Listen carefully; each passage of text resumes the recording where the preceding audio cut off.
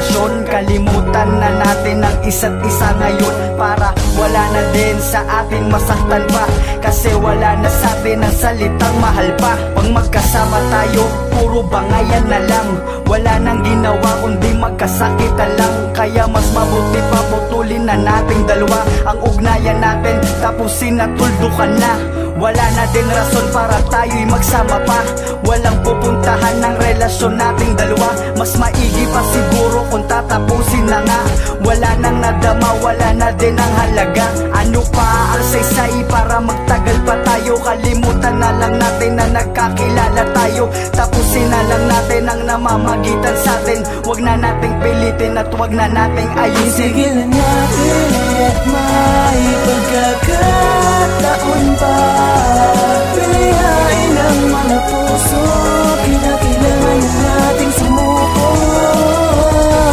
At sa gabing malamig ang hangin, ramdam ko raming ng yakap mo'y di na sa akin.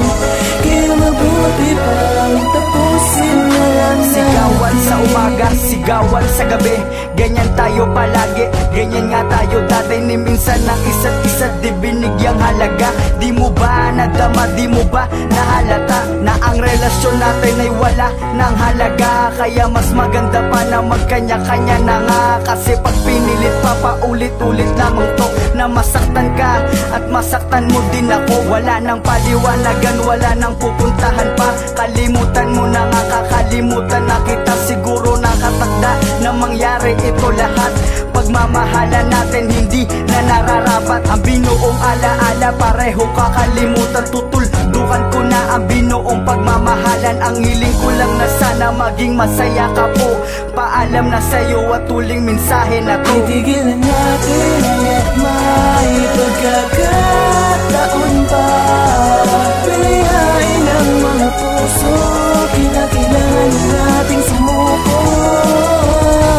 At sa gabing malamig ang hangin, ramdam ko raming ng yakap mo'y di na sa akin.